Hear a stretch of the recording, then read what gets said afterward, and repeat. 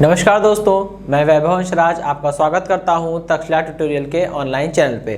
दोस्तों, हम लोग बात कर रहे थे क्लास 12th के फिजिक्स के चैप्टर नंबर 4 गतिमान आवेश एवं चुंबकत्व पर, जिसमें हम लोग लेक्चर 4.8 तक कंप्लीट कर चुके थे। आज हमारी बारी है, बात करेंगे हम लेक्चर 4.9 के बारे में। दोस्तों, आज का सेशन हमारा जिस टॉपिक से स्टार्ट होने वाला है उस टॉपिक का नाम है अनंत लंबाई वाले सीधे लंबे चालक तार के मध्य कार्यरत लॉरेंज बल। ठीक है, ओके। देखिए दोस्तों, यहाँ पे मैंने आपको दो फिगर दिखाए हैं, फिगर 1 और फिगर 2। ठीक, चलिए अब देखिए फिगर 1 में क्या है। फिगर 1 में दो तार आपस में एक दूसरे के समांतर रखे हैं। ठीक है, ये चालक तार दोस्तों अनंत लंबाई के हैं, इसलिए देखिए मैं यहाँ पे ऊपर डॉट बना रहा हूँ। ठीक है, अनंत लंबाई के मतलब ये कहाँ पे जाके इनका अंत होगा हमें नहीं पता। ठीक, और ये इसी तरह से डॉटेड लाइन से हम लोग नीचे बना देंगे। ठीक है, सेम यहाँ भी। ठीक, चलिए इतना समझ में आ गया। ठीक है, तो ये अनंत लंबाई वाले चालक तार है। ठीक है, दो चालक तार हैं, पहला तार है PQ, दूसरा तार है RS। दोनों तारों के बीच में दूरी कितनी है? स्मॉल d के बराबर। वही हाल कुछ इधर भी है, यहाँ भी दो लंबे सीधे समांतर चालक तार लिए गए हैं, PQ और RS, उनके बीच की दूरी है d। बस अंतर केवल इतना है कि पहले वाले फिगर में जो दो तार हमने दिखाए हुए हैं उन दोनों तारों में करंट I1 और I2 दोनों सेम डायरेक्शन में है। देखिए पहले वाले फिगर में I1 करंट जो है वो फ्रॉम डाउन मतलब कि डाउनवर्ड टू अपवर्ड जा रही है, और RS में भी करंट डाउनवर्ड टू अपवर्ड जा रही है, नीचे से ऊपर की ओर जा रही है। ठीक है, और फिगर 2 में क्या है? फिगर 2 में करंट I1 और करंट I2 जो है वो एक दूसरे के अपोजिट है। करंट I1 जो है वो बॉटम टू अप यानी कि लोअर टू अपर डायरेक्शन में जा रही है, और वो क्या है? वो अपर टू लोअर डायरेक्शन में आ रही है। ठीक है, तो यहाँ फिगर 1 में दोनों current I1 I2 same direction में है, और फिगर 2 में दोनों करंट I1 I2 क्या है? अपोजिट डायरेक्शन में है। ठीक, चलिए अब यहाँ पे ध्यान देने योग्य बात ये होती है कि हम ये दो फिगर क्यों बनाए हैं। दो फिगर आपको बनाया है इसलिए ताकि कुछ हम डिमॉन्स्ट्रेशन उस पर दे सके। ठीक है, तो अभी सबसे पहले हम बात करेंगे केवल फिगर 1 को लेकर चलेंगे। ठीक है, देखिए फिगर 1 में क्या है? एक चालक तार यहाँ पे मुझे दिख रहा है PQ। जब ये चालक तार PQ हमारे पास है और इसमें हमने धारा प्रवाहित की है I1, तो दोस्तों हमें पता है कि जब भी किसी तार में धारा प्रवाहित करते हैं तो उस तार के चारों ओर एक चुंबकीय क्षेत्र उत्पन्न हो जाता है। तो अब हमें यह निकालना है कि तार PQ के कारण तार RS के निकट जो चुंबकीय क्षेत्र उत्पन्न होगा उसे हमने बोल दिया है B1। ठीक है, ठीक, तो सबसे पहले हम इसका मान निकालेंगे। ठीक है, तार PQ के कारण तार RS के निकट चुंबकीय क्षेत्र, भाई चुंबकीय क्षेत्र का मान कितना होता है? हमें पता था कि अगर किसी अनंत लंबाई वाले सीधे चालक तार के कारण तार से r दूरी पर स्थित किसी बिंदु पर चुंबकीय क्षेत्र का मान कितना आया था? μ0I/2 pi into r। r क्या होता था? तार से बिंदु के बीच की दूरी जो स्मॉल d के बराबर है, तो 2 पाई इंटू d हो जाएगा। ठीक है, ये इक्वेशन नंबर 1 हो गई। और दोस्तों पहले तार में धारा है I1, तो पहले तार के कारण जो चुंबकीय क्षेत्र उत्पन्न होगा उसको B1 बोलेंगे। ठीक है, नोटेशन का ध्यान रखिएगा, पहले तार में सब कुछ 1 है, तो पहले तार में धारा है I1, तो पहले तार के कारण उत्पन्न चुंबकीय क्षेत्र का मान B1 हो जाएगा, is equal to μ0 into I होता है तार में प्रवाहित धारा, पहले वाले तार में प्रवाहित धारा है, इसी के कारण तो चुंबकीय क्षेत्र निकाल रहे हैं। तो PQ में धारा होने के कारण चुंबकीय क्षेत्र निकाल रहे हैं, तो यहाँ पे जो I की वैल्यू आ रही है वो I क्या है? तार में प्रवाहित धारा, और हमारे तार में धारा I1 है। ठीक है, ओके। अब देखिए, अब जरा ये सोचिए कि तार RS जो है, ये जो तार RS है वो क्या है? वो PQ के कारण उत्पन्न चुंबकीय क्षेत्र में रखा है, या ऐसा समझ लीजिए कि तार RS जहां पे रखा है वहां एक चुंबकीय क्षेत्र उत्पन्न हो गया है, और वो चुंबकीय क्षेत्र उत्पन्न करने का उत्तरदायी कौन है? वो PQ है। PQ के कारण जो चुंबकीय क्षेत्र B1 RS के निकट उत्पन्न हुआ है उसी चुंबकीय क्षेत्र में ये तार रखा है। ठीक है, तो अब इस पे बल तो लगेगा ही डेफिनेटली, तो हम उसकी बात करेंगे। ठीक है, तो लिखेंगे कि तार RS पर चुंबकीय क्षेत्र B1 के कारण कार्यरत बल, तार RS पर चुंबकीय क्षेत्र B1 के कारण कार्यरत बल निकालते हैं। चलिए, कार्यरत बल, भाई किसी चालक तार पे हमें पता है कि अगर किसी चालक तार में धारा I प्रवाहित हो रही है और वो चालक तार जो है चुंबकीय क्षेत्र बी में रखा है, चालक तार की लंबाई L है, तो उस चालक तार पर कार्यरत लॉरेंज बल F का मान IBL sin थीटा होता है। ठीक है, वैसे ही हम यहाँ पे तार RS पर लगने वाला बल निकाल रहे हैं। दोस्तों तार RS में सारी चीजें हम 2 लिखेंगे, जैसे तार RS में धारा I2 है, ठीक है, तो तार RS पे लगने वाला बल हो जाएगा F2 इज इक्वल टू कितना हो जाएगा I मतलब जिस तार पर बल निकाल रहे हैं उस तार में धारा, और हम तार RS पर बल निकाल रहे हैं, तो तार RS में कितनी धारा है, I2 धारा है, तो यहाँ पे I2 हो जाएगा। फिर आता है B वो चुंबकीय क्षेत्र होता है जिस चुंबकीय क्षेत्र में तार रखा हुआ है। हमारा तार RS जो है वो चुंबकीय क्षेत्र B1 में रखा है, तो यहाँ पे B की जगह पे B1 लिख देंगे। और दोस्तों अगर हम लोग ये सारा काम किस पे कर रहे हो, केवल L लंबाई के लिए कर रहे हो, केवल L लंबाई पे कर रहे हो ये सारा कार्य, तो क्या होगा, अगर हमने केवल तार की L लंबाई के लिए सारी कैलकुलेशन करना चाह रहे हो, क्योंकि तार तो अनंत लंबाई का है, तार की कोई लंबाई होगी नहीं, मतलब तार की कोई लंबाई की सीमा ही नहीं होगी, खूब अनंत मान होगा, तो हम कहां तक कैलकुलेट कर पाएंगे उसे। इसलिए हमने क्या किया है, सबको छोड़ के केवल L लंबाई के तार के लिए कैलकुलेशन कर रहे हैं, फिर देखते हैं क्या आएगा। ठीक है, तो यहां पे हमें जो बल निकालना है वो तार RS की लंबाई L पर बल निकालना है, तो यहां पे L हो जाएगा। ठीक, और रही बात साइन थीटा की, थीटा क्या होता है दोस्तों, थीटा चुंबकीय क्षेत्र और धारा की दिशा होती है। भाई धारा किधर जा रही है, I2 में देखिए धारा जो है वो ऊपर की ओर है, और चुंबकीय क्षेत्र क्रॉस बना है। क्रॉस मतलब क्या होता है, अगर चुंबकीय क्षेत्र क्रॉस से प्रदर्शित किया जा रहा है, इसका मतलब होता है चुंबकीय बल रेखाएं जो है वो, या चुंबकीय क्षेत्र जो है वो तल के लंबवत बाहर से भीतर की ओर है, तभी वो क्रॉस बनाए। तो दोस्तों बी की डायरेक्शन ऐसी होगी ब्लैक बोर्ड के अंदर की ओर, आई की डायरेक्शन ये है, दोनों 90 का एंगल बना रहे हैं, तो यहाँ पे हम लोग साइन 90 रख सकते हैं। ठीक है, यहाँ पे रख देंगे साइन 90।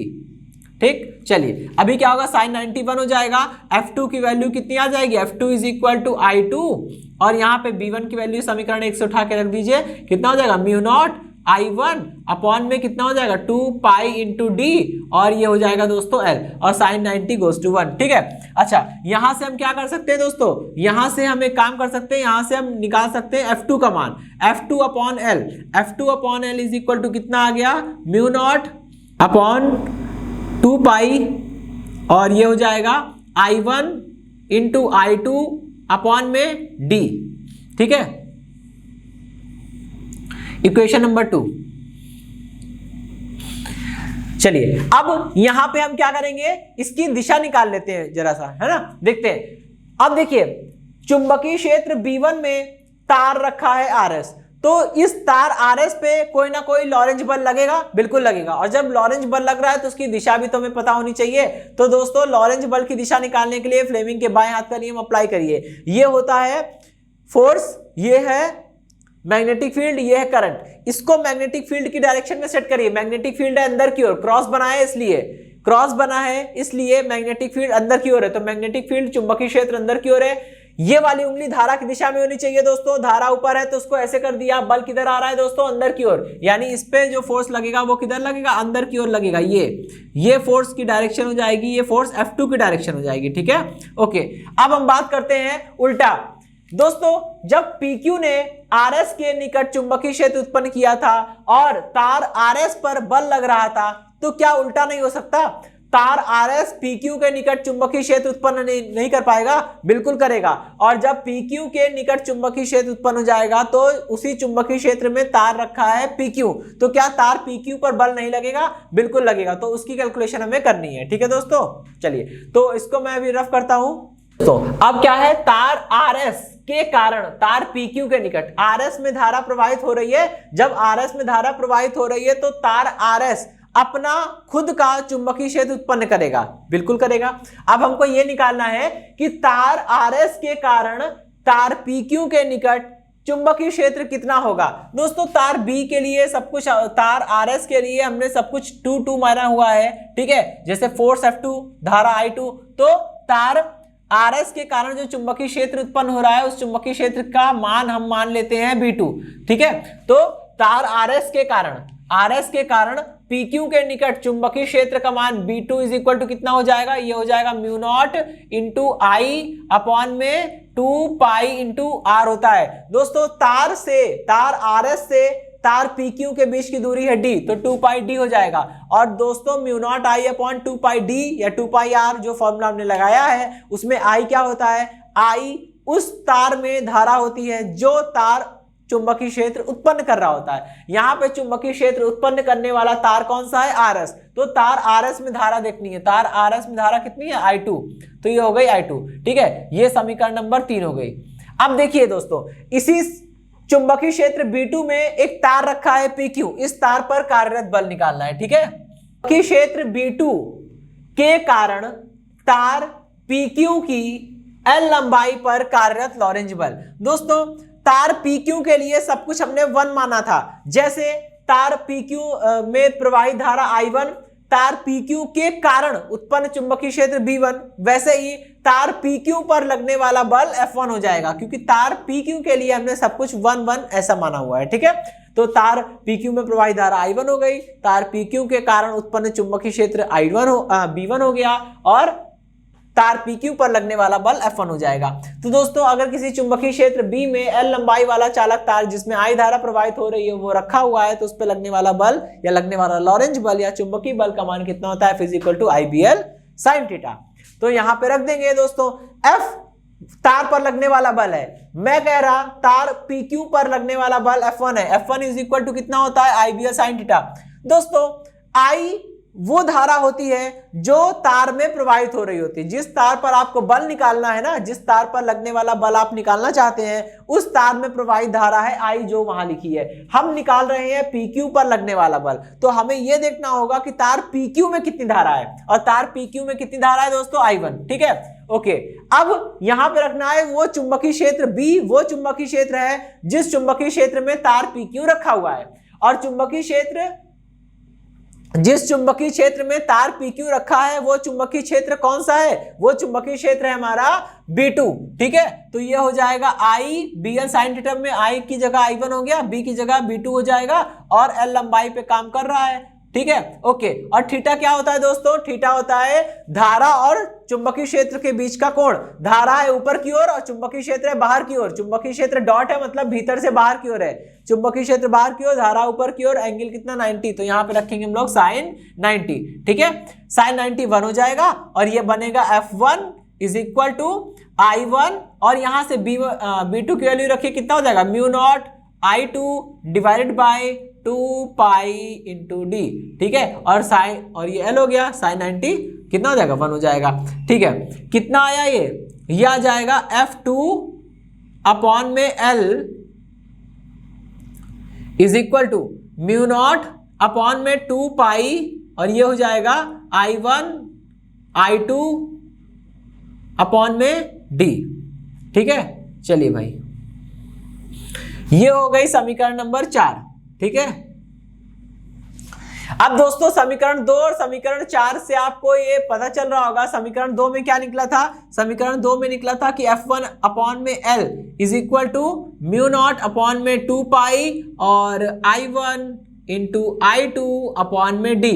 ठीक है, ये चीज निकल के आई थी समीकरण नंबर 2।